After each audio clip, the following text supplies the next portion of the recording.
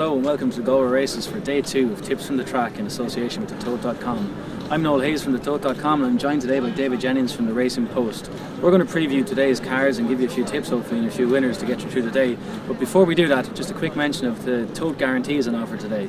Pick 6 today is guaranteed for €100,000. That's pick the winners of races 1 through 6. It's €100,000 guaranteed.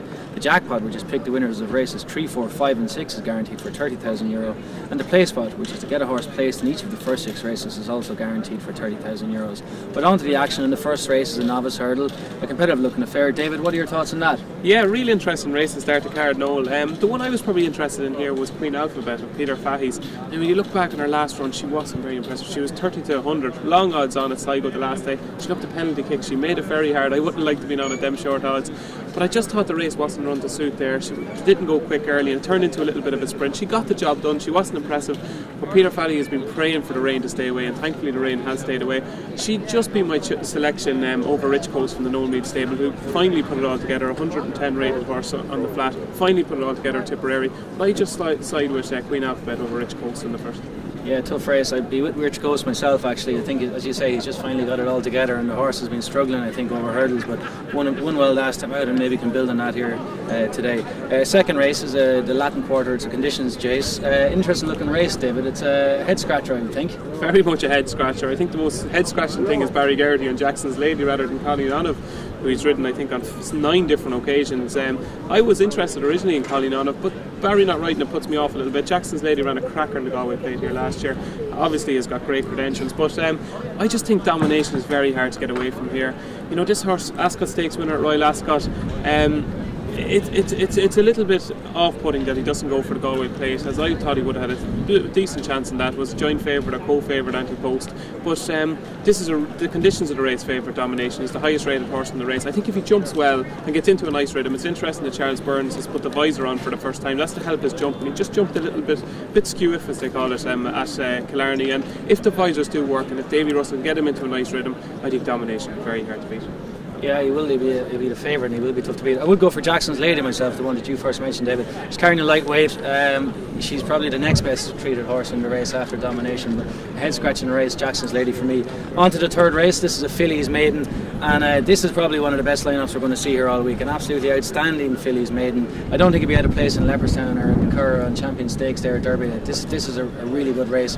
The one I go for here is Cocoon, ridden by Anna O'Brien, claiming £7. Obviously was backed off the boards just last week in a listed race in Leopardstown, and she drops back here into Maiden Company, having made interference that day. But what are your thoughts on this race, Dave? Cocoon would be my one, but what do you think? Yeah, I'd have to agree with you, Noel. I think it's very interesting that she's turned out again so quickly, and obviously the money that came from that race was a real hot race, as you well know. And it was disappointing. She dropped away a little bit and was disappointing, but it's interesting that Anna rides instead of Joseph. Joseph is on the one down the bottom, the newcomer, but I just think she's obviously been impressing at home for all that money to come for her, and that spoke volumes that night. And unless one of the newcomers is at least 100 rated, maybe 95 rated filly, I'd imagine that Cocoon will be the one.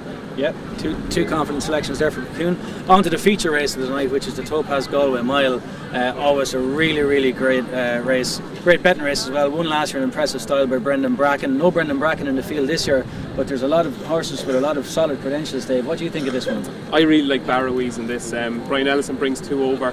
It's obviously going against the home team here, but when the entries came out for the race, I was really hoping that Brian Ellison would bring over Barrowees. I thought he was very unlucky to get the race taken off. It was first past the post at Newcastle last day, beat a horse called Dancing Dance, who is a real established handicapper, and I just thought he's a real improver, the type of horse that Brian Ellison does really well with. It's off a mark of 93. I don't think he stopped improving, and the thing about Barrowees is, alright, he's drawn a little bit wide, which is a serious concern, but he's really straightforward. I just think if Colm O'Donoghue can get him into a nice position early, maybe third or fourth, I think he'll relish that uphill climb to the line. And Colm O'Donoghue was booked a long time ago for this horse, and that tells me that it's been on Brian Ellison's mind for a long time, so it's definitely Barrowees for me, and I think he's probably one of the best bets of the week. Confidence there from Dave. This is a very open race. I think you could probably make a case for at least half the field. The one I like is Hint of a Tint from David Watchman Franbury in the plate, drawn number 1. I think he will appreciate a really strong gallop, which they typically get in this sort of race. Has a turn of foot, and if any rain would happen to come, it would appreciate that as well. But anyway, on to the 5th race. It's a 2 mile handicap. tough looking race, Dave. There's not really sticking out for me. The one I liked was Benkai from Takeshi Kadama. It was well punted the last day in Leopardstown, but disappointed a little bit. But there's lots of pieces of form in the book that suggest I could win this race, but it wouldn't carry a lot of confidence. How about yourself? Very good pronunciation there of the trainer, Noel. Very impressed. I liked Galileo in this. I thought the last day at Killarney, Billy Lee had to come so wide into the home straight, and I really fancied it that day. And 2 furlongs out, I was counting my money really, because I thought he was just going to come and sweep by them. Just didn't get there, but had to give up forfeit an awful lot of ground coming wide. So I'd be willing to give Galileo another chance for Willie Mullins and Billy Lee. On to the next race. It's one of these 7 furlong handicaps. It's a traditional cavalry charge nearly here in Galway. We've got probably a half dozen or more of these races in the week. A lot of the horses turn out a couple of times. But Dave, what about this one for you? Very tricky, very tricky. I'd say there's about 7 or 8 in this race that I've backed numerous times and collected very little. So there's a few professional losers in here. So there is I suppose the most professional loser of the lot is Shreta of Gavin Cronwell's, and I just think it's probably it looks like a Galway type. It runs well in these type of handicaps all the time. So maybe today's its day. It's been second, I think, in its last 4 starts, and you're going to get a great run for your money. Very, very consistent. So it'll be Shreta for me. The one I like there is In Salutum from Ken Condon's got a very, very good apprentice, Sean Corby, booked claiming £7. The horse is well drawn, and I think the £7 for Sean Corby are going to be the difference in a race like this. It's going to be tight margins. It's going to be a bunch finish, as you say. They all race against each other every other week, but In Salutum will be my one.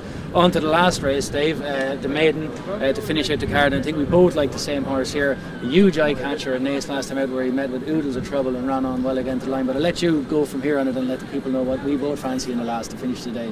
Yeah, Antique Platinum, this is going to be short and sweet, Noel. This is going to be the banker of the day for many people. I can't imagine it go off a very big price. Dermot Weld in the last, if people are losing their money, I'm sure they're going to instill all their faith in this. As you said, so eye-catching at Naas. Galway was on everybody's lips after that performance, and I think punters will be going home with a winning favourite. There you go, that's it, simple as that. 7 races and seven sets of tips from both myself and David. That's a wrap really from day 2 here at Galway. We'll be back here again obviously with more tips from the track for day 3, so follow us on Twitter and Facebook and all the usual places for that. And of course, don't forget the TOTE guarantees today: €100,000 pick 6, 30,000 for the jackpot and 30,000 for the place bet. So until tomorrow, the best of luck and happy punting.